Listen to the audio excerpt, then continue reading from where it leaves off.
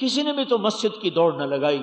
کوئی بے نمازی نمازی بن جاتا، کوئی بے پرد عورت پردے میں چلی جاتی، کوئی ناچنے والا گٹار توڑتا، کوئی ناچنے والی گھنگرو توڑ دیتی، کوئی سود کھانے والا توبہ کر جاتا، کوئی ڈنڈی مارنے والا اپنے ترازو کو ٹھیک کر لیتا، کوئی ماں باپ کا نافرمان ماں باپ کے پاؤں پکڑ لیتا مجھے معاف کر دو، کوئی خون سفید کیے ہوئے اپنے بھائی کو جا کے منا لیتا. کچھ تو ہوتا پر کچھ بھی تو نہ ہوا. مجھے سمجھ میں نہیں آ رہا آج رات یہ پتہ نہیں کیا ظلم و ستم کریں گے، آج رات پھر پتہ نہیں یہ کتنی بغاوت کریں گے، وہ کتنا اللہ کا. ابھی ایک فون مجھے ہے کہ جی کارڈ آیا، نیو ہیپی ایئر کی دعوت دی گئی. آئے ہائے، میں تاریخ پڑھتا چلا آیا، پڑھتا رہتا ہوں. جب کبھی 7ویں 8ویں صدی کے حالات پڑھتے تھے تو بڑا غم ہوتا تھا کہ اتنے لوگ سو گئے تھے، اتنے لوگ سو گئے تھے، قیامت برپا تھی اور لوگ کبوتر لڑا رہے تھے، خون پانی کی طرح ندیوں میں چنگیز خان کی تلوار سے بہہ رہا تھا، اور بغداد والے آپس میں بٹیرے لڑا رہے تھے، کبوتر اڑا رہے تھے، آپس میں مناظرے کر رہے تھے، اور حنبلی شافی حنفی شیعہ سنی یہ مناظرے ہو رہے تھے، اور ادھر چنگیز کی خون آشام تلوار مسلمانوں کے خون میں ڈوب ڈوب کر آنے والوں کے لیے نئی تاریخ لکھ رہی تھی. سوچا کہ کیا ہو گیا تھا، کیا ہو گیا تھا. اب پتہ چلا کہ یہی ہوا تھا جو آج ہو رہا ہے. قسمت میں یہ تاریخ کا حصہ بننا لکھا تھا. کبھی خیال آتا ہے، سوچا کرو، غم کیا کرو، آنے والا مورخ جب میری تمہاری تاریخ لکھے گا تو اس کے قلم میں کتنا زہر گھل رہا ہوگا. آنے والی نسل جب تمہاری اور میری تاریخ لکھیں گے تو ان کے قلم سے کیا کیا آگ کے شرارے نکلیں گے، اور کیا کیا وہ میری اور تمہارے مرثیے پڑھتے ہوئے مرثے لکھتے ہوئے دو قبروں میں جائیں گے. آنے والے جیسے ہم پچھلوں کو پڑھ کے روتے ہیں، ہم تو پانی کے آنسو بہاتے ہیں. آنے والی نسلیں شاید میرے آپ کے حالات پڑھ کر خون کے آنسو بہائیں کہ اتنا بھی عالم انسان بے حس ہو سکتا ہے. یہ بھی کیسی دیوانی دنیا ہے، زندگی میں سے 1 سال کم ہو گیا ہے اور اس کی خوشی منائی جا رہی ہے. یہ کس بات کی خوشی مناؤ؟ قرآن پڑھ کے تلاوت کر کے کہ یا اللہ یہ سال عافیت سے گزر گیا. یہ کیا خوشی منائی جا رہا ہے؟ شراب پی جائے، گانے سنے جائیں، زنا کیا جائے، ناچ گانا ہو. میرے بھائیوں، میں تو اس وقت سے بڑا غمگین ہوں، بڑا درد ہے.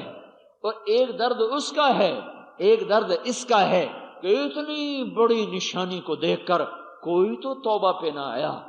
کسی نے بھی تو توبہ نہ کی، کسی نے بھی تو مسجد کی دوڑ نہ لگائی.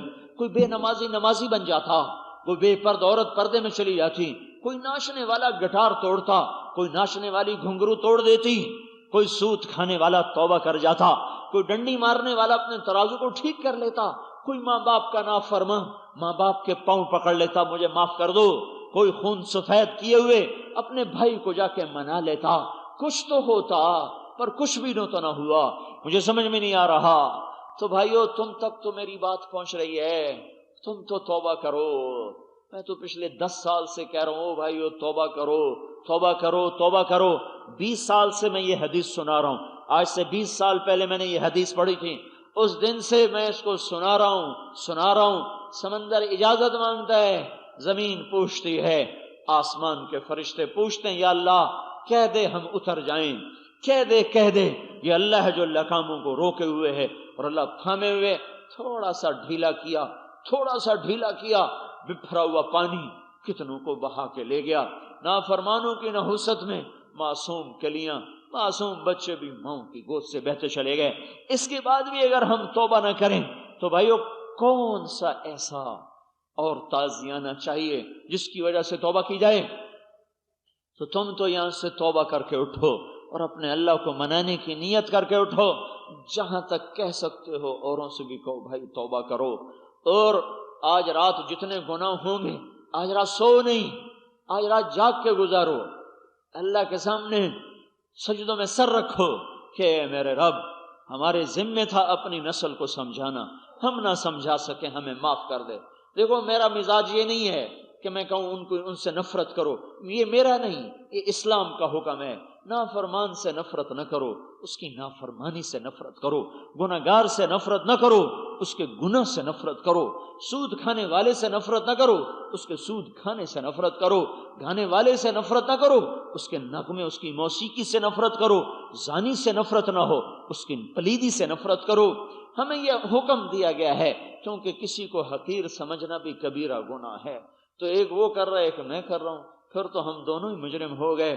جو آج رات نافرمانی کریں گے ان کے لیے روبو، تمہارے ذمہ تھا اسے بتانا، میرے ذمہ تھا انہیں سمجھانا، ہم نے ان کو نہیں بتایا۔ پہلا جرم میرا ہے، پہلا جرم آپ کا ہے۔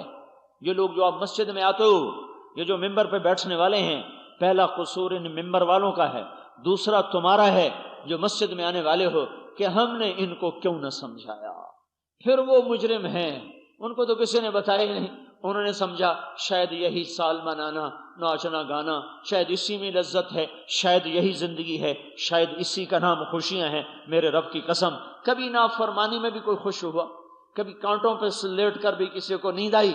ممکن ہے کوئی تھکا ہوا کانٹوں پہ سو جائے، پر میرے رب کی قسم نافرمانی کی راہوں میں چلنے والوں کے لیے بے چینی کو مقدر کر دیا جاتا ہے، ان کی زندگیوں سے چین نام کی چیز کو کھینچ لیا جاتا ہے۔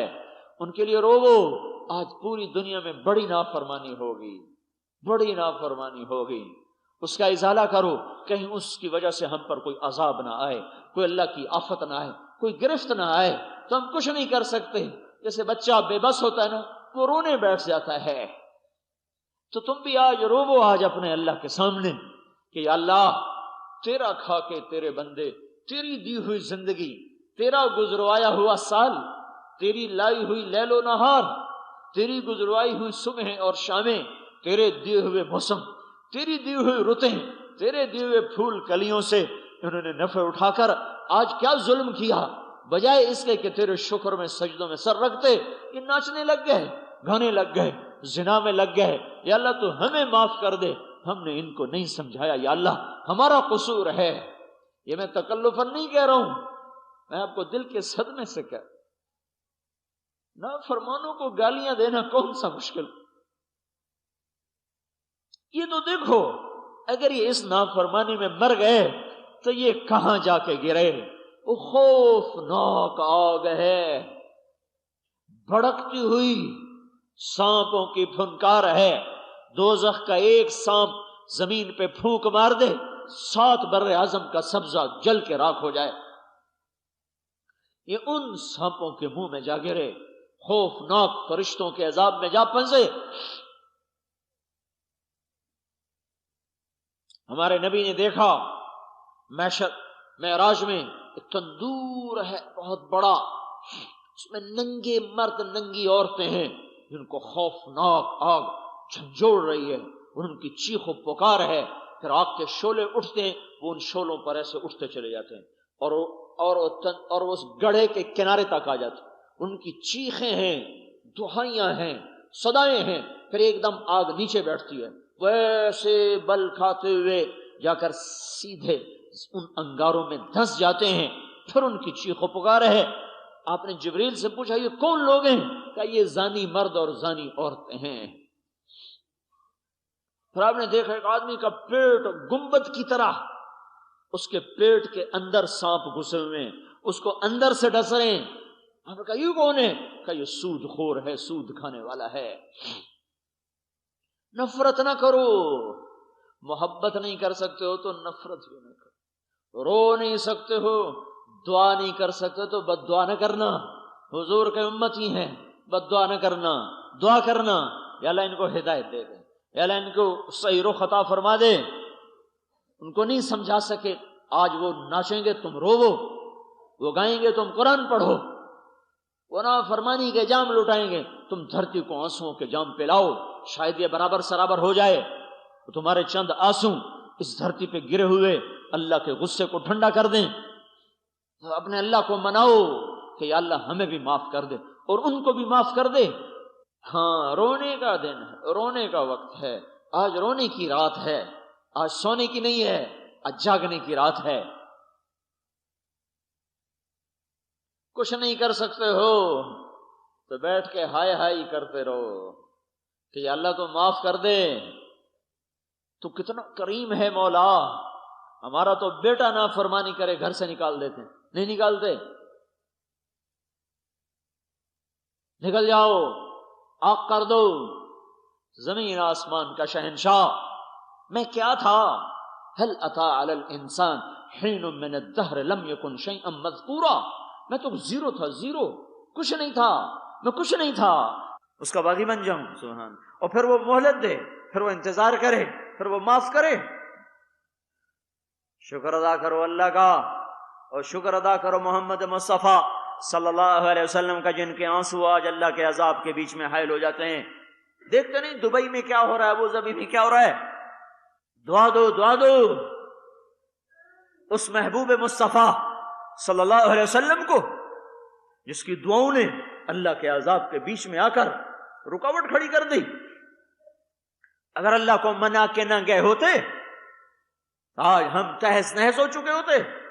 اوپر وہ محسن اعظم ہے، دھرتی پر اس کا محبوب محسن اعظم ہے. ان دو کی وجہ سے بچے ہوئے ہو. کسی اور امت میں ہوتے تو بندر خنزیر بن چکے ہوتے.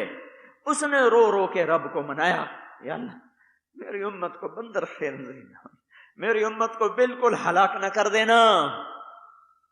تو آؤ بھائی اللہ رسول سے صلح کر لو. بڑی خطرناک گھاٹی میں آ چکا ہے انسانی قافلہ.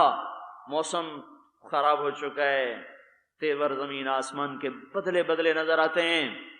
پتہ نہیں کب کہاں سے کچھ ہو جائے، قبل اس کے کچھ ہو جائے. اللہ کے قدموں میں آ جاؤ، اللہ کے نبی کی مبارک زندگی میں چھپ جاؤ. اسی کی زندگی میں پناہ ہے اور کہیں پناہ نہیں ہے. اللہ کے چلائے ہوئے تیر سے بچنا ہے. اللہ کی قسم، اللہ کے تیر کو کوئی ڈھال نہیں روک سکتی. صرف محمد مصطفیٰ صلی اللہ علیہ وسلم کی پاک زندگی ہے جو ڈھال بن جائے گی. محفوظ ہو جائیں گے ورنہ ہلاک ہو جائیں گے. تو آج توبہ کرو اور جاؤ سب سے توبہ کراؤ. آج رات اپنے اللہ کو منا لو کہ اللہ بس ہمیں معاف کر